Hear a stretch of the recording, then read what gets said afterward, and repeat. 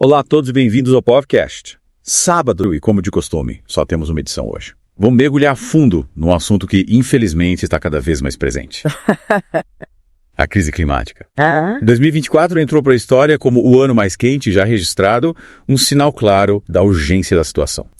Os recordes de temperatura são um alerta inegável, né? O que te preocupa mais nesse cenário? O que me preocupa é que, apesar dos alertas da ciência, ainda vemos muita resistência, sabe? Resistência em adotar medidas eficazes para conter as mudanças climáticas. Entendi. E quais são os principais obstáculos que a gente enfrenta? O que impede, na sua visão, que a gente avance mais rapidamente na busca por soluções? Bom, um dos principais entraves, eu diria, são os interesses econômicos de curto prazo. A indústria de combustíveis fósseis, por exemplo. Exerce uma influência muito grande em muitos países, né, dificultando a transição para energias renováveis. E aqui no Brasil a gente tem o desmatamento, que continua sendo um problema grave. Sem dúvida. A gente sabe que a Amazônia desempenha um papel crucial na regulação do clima global, mas a pressão por áreas para agropecuária, por exemplo, e outros fins econômicos ainda é muito forte. Exatamente. O Brasil tem uma responsabilidade enorme na preservação da Amazônia. Não só pelo seu valor ambiental, mas também pelo impacto que o desmatamento tem no clima do planeta como um todo. E estudos indicam, inclusive, que se a gente continuar nesse ritmo, cidades como Cuiabá, Palmas, Teresina podem se tornar inabitáveis nas próximas décadas. É assustador pensar nas consequências, né? Para as pessoas que vivem nessas regiões, para a agricultura, para a economia do país como um todo. Sim. Mas a ciência, o que ela tem proposto para reverter esse cenário? Existem soluções viáveis para conter o aquecimento global? Olha, a ciência tem nos alertado, né, há décadas, sobre os riscos das mudanças climáticas e apresentado soluções. O último relatório do IPCC, por exemplo, deixa claro que é possível evitar os piores cenários. Mas a gente precisa agir e agir com rapidez e determinação. E o que eles recomendam? Quais as principais medidas? O IPCC defende uma redução drástica nas emissões de gases de efeito estufa.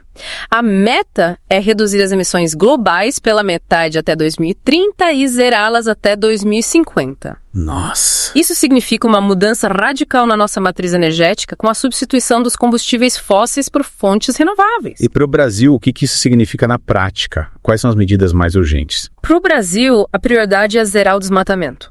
A Amazônia armazena bilhões de toneladas de carbono. E a destruição da floresta libera esses gases na atmosfera, agravando o efeito estufa. Certo. Além disso, a gente precisa investir em energias limpas, como a solar e a eólica, e reduzir as emissões do setor agrícola. Mas zerar o desmatamento até 2030, como prometido, é um desafio enorme, né? Como garantir que essa meta seja cumprida? Quais são os principais desafios? O desafio é enorme, sem dúvida. A pressão por áreas para agropecuária, mineração ilegal, a grilagem de terras, enfim, são muitos os fatores que contribuem para o desmatamento. A gente precisa de políticas públicas eficazes de combate ao desmatamento, fiscalização rigorosa e investimento em alternativas econômicas sustentáveis para as populações que vivem na região amazônica. E além do desmatamento, quais são as outras prioridades para o Brasil? Bom, o Brasil precisa investir em energias renováveis, a gente tem um potencial enorme, solar e eólico, que ainda é subutilizado. Também precisamos reduzir as emissões do setor de transportes, né, incentivando o uso de veículos elétricos, transporte público e, claro, combater o desperdício de energia em todos os setores da economia. E como que o Brasil se compara a outros países, assim, em termos de ações para combater as mudanças climáticas? Estamos no caminho certo? Olha, o Brasil tem um histórico de liderança, né, em negociações internacionais sobre o clima. Mas nos últimos anos a gente tem visto um retrocesso. O desmatamento aumentou, as políticas de incentivo às energias renováveis foram enfraquecidas e o Brasil tem se posicionado de forma menos ambiciosa nas negociações globais. Falando de negociações globais, o Acordo de Paris foi um marco importante, né, no combate às mudanças climáticas. Mas, na sua opinião, ele é suficiente para garantir um futuro sustentável para o planeta? O Acordo de Paris foi um passo importante, sim, mas ainda insuficiente. As metas de redução de emissões que foram assumidas pelos países não são suficientes para manter o aquecimento global abaixo de 1,5 graus Celsius, que é o limite considerado seguro pelos cientistas. E a gente já está vendo os efeitos do aquecimento global, né? Sim. Em diversas partes do mundo. Ondas de calor extremas, secas prolongadas, incêndios florestais, aumento do nível do mar. Quais são os impactos mais preocupantes que a gente já está enfrentando? Os impactos já são visíveis e alarmantes. O aumento da frequência e da intensidade de eventos climáticos extremos, né? Sim. coloca em risco vidas, a produção de alimentos, a infraestrutura das cidades, o derretimento das geleiras, o aumento do nível do mar ameaçam populações costeiras. E a acidificação dos oceanos coloca em risco a vida marinha. Enfim, a gente já está sentindo as consequências. E quais são as consequências sociais e econômicas desses impactos? Quem são os mais afetados pelas mudanças climáticas? As mudanças climáticas agravam as desigualdades sociais. As populações mais pobres, mais vulneráveis são as mais afetadas. Pelos impactos de eventos climáticos extremos, pela falta de acesso à água potável, pela insegurança alimentar. Então a crise climática é também uma crise social. Sem dúvida. As mudanças climáticas amplificam as desigualdades já existentes, né? Geram novos conflitos por recursos naturais escassos. E o mais preocupante é que os países mais pobres, que menos contribuíram para o problema, são os que mais sofrem com as consequências. É uma injustiça, né? E como a gente pode garantir que a justiça social seja um elemento central nas ações para combater as mudanças climáticas? A gente precisa garantir que as políticas de mitigação e adaptação às mudanças climáticas sejam inclusivas, né? Que levem em consideração as necessidades das populações mais vulneráveis. Os países desenvolvidos têm uma responsabilidade histórica, né, de financiar ações de adaptação nos países em desenvolvimento. E a gente precisa garantir que a transição para uma economia de baixo carbono seja justa e gere empregos verdes. E falando em transição para uma economia de baixo carbono, quais são os principais desafios que a gente enfrenta? O que impede que a gente avance mais rapidamente na substituição dos combustíveis fósseis por fontes renováveis? Um dos desafios é a resistência de setores da economia que dependem dos combustíveis fósseis. A indústria do petróleo, por exemplo, tem um lobby muito forte, né? Dificulta a aprovação de políticas de incentivo às energias renováveis. Sim. Outro desafio é a necessidade de investimentos em infraestrutura para geração e distribuição de energia limpa. E como a gente pode superar esses desafios? O que a gente pode fazer para acelerar essa transição para uma economia mais sustentável? A gente precisa de políticas públicas que incentivem o desenvolvimento de tecnologias limpas, a eficiência energética, a produção e o consumo sustentáveis. E a gente precisa de um engajamento da sociedade como um todo, né? Com mudanças de comportamento e cobrança por parte dos consumidores, dos cidadãos. E qual o papel da tecnologia nesse processo? A inovação tecnológica pode nos ajudar a encontrar soluções para a crise climática. A tecnologia tem um papel fundamental. A gente precisa de investimentos em pesquisa e desenvolvimento de novas tecnologias, né? Sim. Para a geração de energia limpa, para o armazenamento de energia, para captura e armazenamento de carbono, por exemplo. E o que a gente pode fazer individualmente para contribuir para um futuro mais sustentável? Muitas vezes a gente se sente impotente diante da dimensão do problema, né? Será que as nossas ações individuais realmente fazem diferença? As ações individuais são importantes, sim. Reduzir o consumo de carne, economizar água e energia, usar menos o carro, optar por produtos sustentáveis, né? Todas essas atitudes contribuem para reduzir o nosso impacto no planeta. Mas é claro que as ações individuais não são suficientes, né? Não. A gente precisa de mudanças sistêmicas, de políticas públicas eficazes, de um compromisso real dos governos, das empresas. Com certeza. Mas as ações individuais são importantes para criar uma consciência coletiva sobre a urgência da crise climática, né? E para pressionar os governos e as empresas a agir. E falando em pressão, como que a gente pode se engajar nesse movimento por um futuro mais sustentável? O que a gente pode fazer para amplificar a nossa voz, exigir ações concretas dos nossos líderes?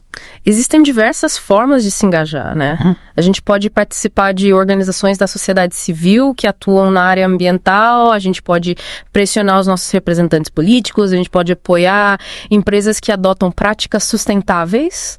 E a gente pode também se informar sobre o tema, né? Conversar com as pessoas ao nosso redor, compartilhar informações nas redes sociais. A conscientização é fundamental para que a gente possa construir um movimento social forte e capaz de gerar mudanças reais. Exatamente. A crise climática é um desafio global, mas a solução depende de ações locais, do engajamento de cada um de nós. É verdade. E a boa notícia é que cada vez mais pessoas estão se conscientizando da urgência do problema e se mobilizando para buscar soluções. E falando em soluções, o que te deixa mais otimista em relação ao futuro? O que te dá esperança de que a gente ainda pode reverter esse cenário? Olha, o que me deixa otimista é ver o engajamento dos jovens, né? A criatividade, a energia que eles trazem para o movimento ambientalista, e também me anima ver o avanço das energias renováveis, o desenvolvimento de novas tecnologias limpas, o surgimento de empresas, de iniciativas inovadoras que buscam soluções para a crise climática. É verdade, o movimento por um futuro mais sustentável está crescendo, né? Ganhando força a cada dia. E a ciência continua a nos mostrar o caminho, né? Nos dá as ferramentas que a gente precisa para enfrentar esse desafio. Mas o tempo urge, né? A gente precisa agir com rapidez e determinação se a gente quiser garantir um futuro habitável para as próximas gerações. Concordo plenamente. A crise climática é um maior desafio que a humanidade já enfrentou, mas também é uma oportunidade para a gente construir um futuro mais justo, sustentável e resiliente. E a escolha é nossa. A gente pode continuar no caminho que nos trouxe até aqui, ou a gente pode trilhar um novo rumo a um futuro onde a vida no planeta seja preservada e valorizada. E por falar em trilhar um novo rumo, o Brasil tem uma oportunidade única de liderar esse movimento por um futuro mais sustentável, né? A gente tem uma rica biodiversidade, um enorme potencial de energias renováveis, uma população jovem e engajada.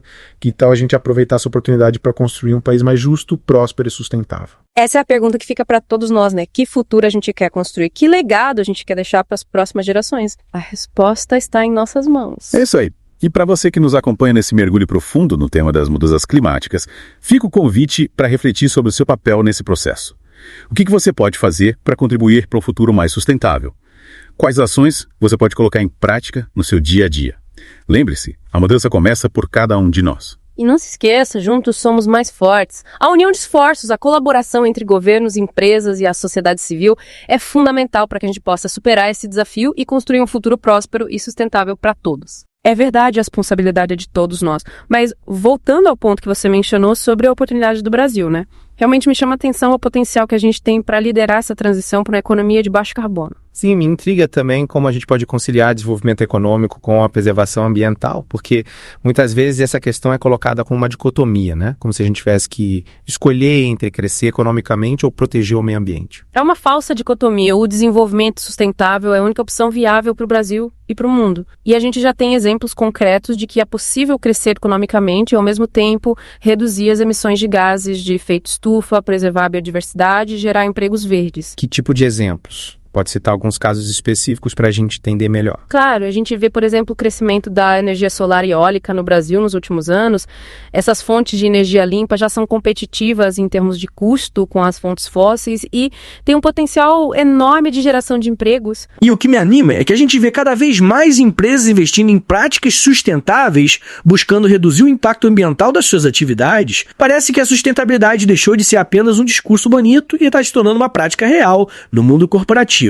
Sim, as empresas estão percebendo que a sustentabilidade não é apenas uma questão de responsabilidade social, mas também de competitividade. Os consumidores estão cada vez mais exigentes e buscam produtos e serviços de empresas que se preocupam com o meio ambiente e com a justiça social. E falando em justiça social, como a gente pode garantir que essa transição para uma economia de baixo carbono seja justa e inclusiva?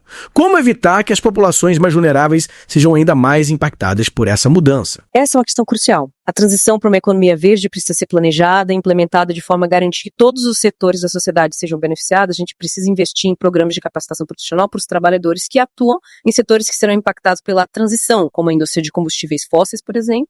E a gente precisa garantir que as políticas de incentivo à economia verde beneficiem também as pequenas e médias empresas, os agricultores familiares, as comunidades tradicionais. E como o Brasil pode se tornar um líder nesse processo de transição para uma economia mais justa e sustentável, que tipo de políticas públicas são necessárias para que a gente avance nesse sentido? O Brasil tem todas as condições para se tornar uma potência verde. A gente tem uma matriz energética relativamente limpa, com grande participação de fontes renováveis. A gente tem uma rica biodiversidade. A gente tem um enorme potencial para a agricultura sustentável. O que a gente precisa é de políticas públicas que incentivem esses setores, que promovam a inovação tecnológica, que combatam o desmatamento e a degradação ambiental. E falando em políticas públicas, a gente vê muita discussão sobre a necessidade de taxar as emissões de carbono, de criar um mercado de carbono. O que você acha dessas propostas? Elas podem ser eficazes para reduzir as emissões? A precificação do carbono é um instrumento importante para incentivar a redução das emissões.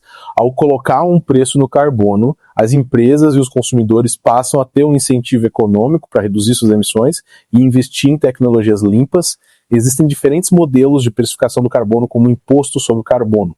O sistema de comércio de emissões, entre outros, é importante que o Brasil avalie as diferentes opções e escolha o modelo que melhor se adapta à nossa realidade.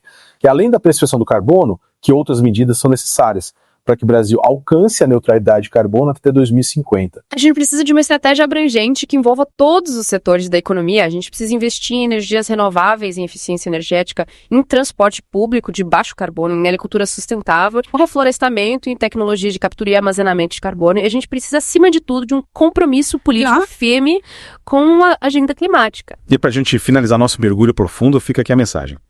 A crise climática, ela é real, é urgente e exige ação de todos nós. Mas a gente não pode perder a esperança. Com união, com determinação e com compromisso real, compromisso com a sustentabilidade, a gente pode construir um futuro melhor. Um futuro melhor para o planeta e para as futuras gerações. Um bom fim de semana a todos. E lembrando, o PovoCast volta na segunda-feira com 2 edições diárias, às 9h da manhã e às 18h.